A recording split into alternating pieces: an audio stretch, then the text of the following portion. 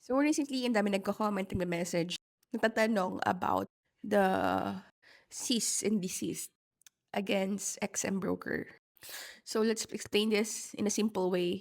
So first, ano ba yung cease and desist? Ibig sabihin po niyan, inuutos ng SEC na itigil mo muna yung operation mo dito sa Pilipinas.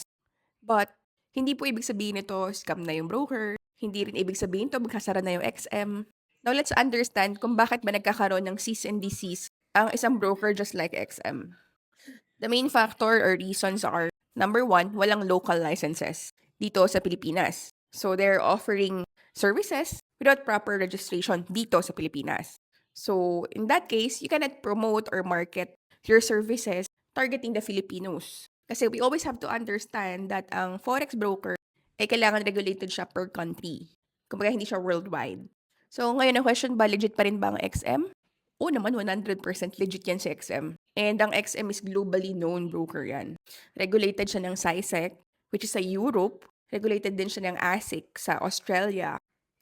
Also sa FSC, Belize. And also sa UAE, di ba, sa Dubai. DFSA naman yung kanilang regulator doon. So kung mapapansin mo, yung mga bansa na yun ay mga first world country, developing country, top countries. So hindi basta-basta. So I assume if yung kumpanya mo ay regulated sa mga bansa na yun, regardless kung hindi ka regulated sa Pilipinas, and I believe na yung kumpanya mo is very much legitimate.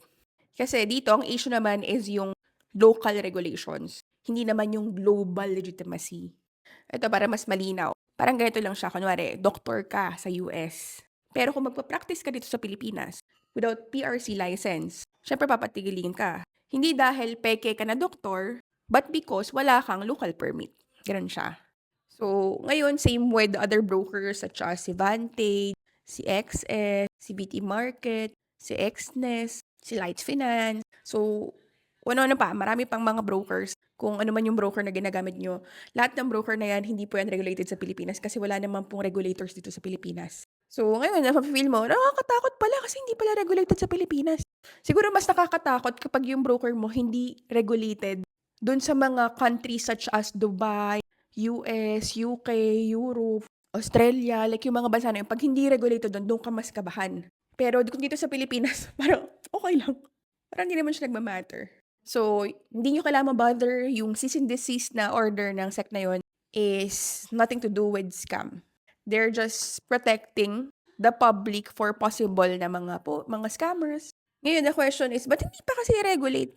Yung mga gambling dyan, tsaka mga loan sharks, left and right yung promotion nila sa YouTube, sa Facebook, 'di ba? Even yung mga influencers, they're heavily promoting yung mga gambling, online gambling, loan sharks, loan apps.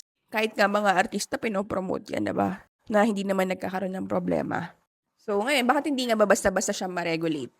Pinakauna dyan kasi wala pa talagang malinaw na regulatory framework dito sa Pilipinas for forex. So kumbaga, kung merong regulator sa UK na FCA o kaya yung ASIC sa Australia, wala tayong mga ganon dito sa Pilipinas. Second is, wala ring malinaw na rules kung paano ba maila-license yung mga foreign or mga CFD derivatives.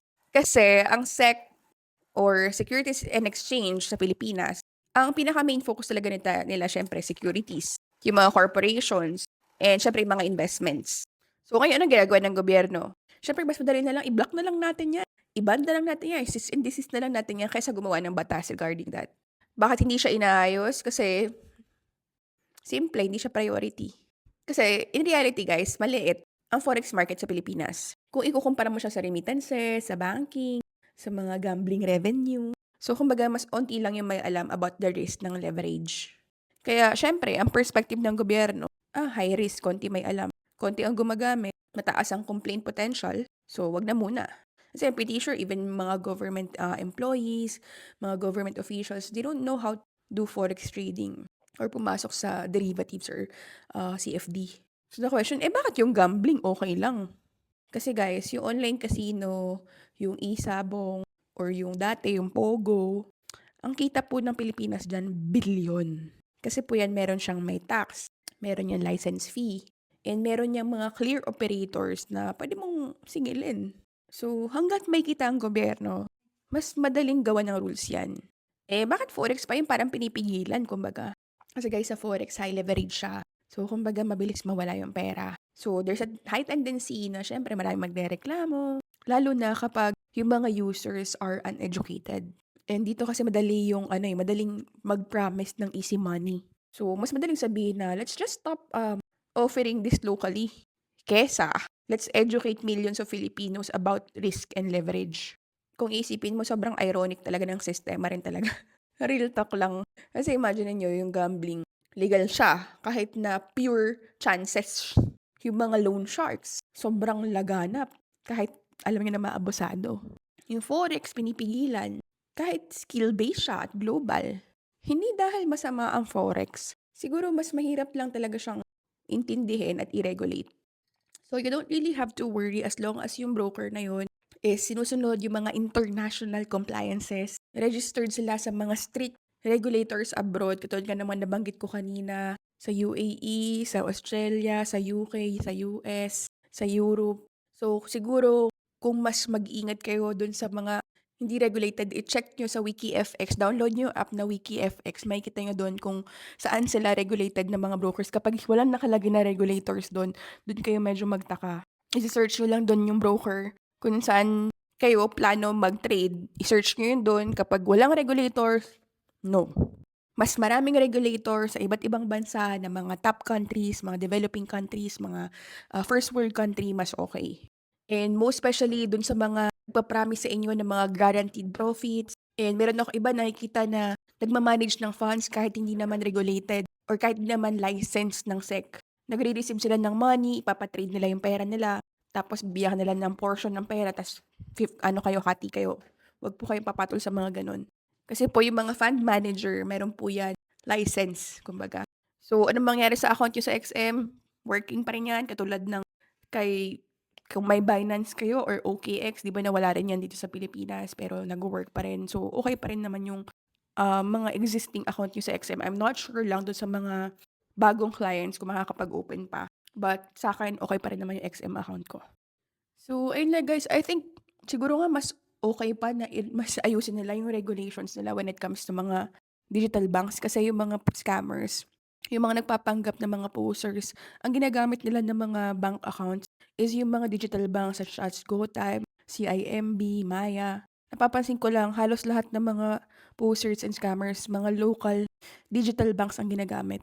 Kasi they can change the account name kahit na iba yung account number. So, ginagawa nila is, say for example, papadeposit nila sa akin. Ipapangalan nila Lady Denely Digo, pero iba yung account number. So, ngayon yung magde-deposit akala nila doon. There are other scammers na ang ginagawa naman nila. Lalagay nila kunwari xm.com and then iba yung account number. Tapos ang bank account is GoTyme. So, yung mga ganun. So, actually, kapag nag-deposit nga kayo directly doon sa broker, mas safe pa yung pera nyo compared na may makausap kayo na posers and then doon papadeposit sa mga local digital banks. So, ayun lang guys, mag-ingat tayo. Doble-doble ingat.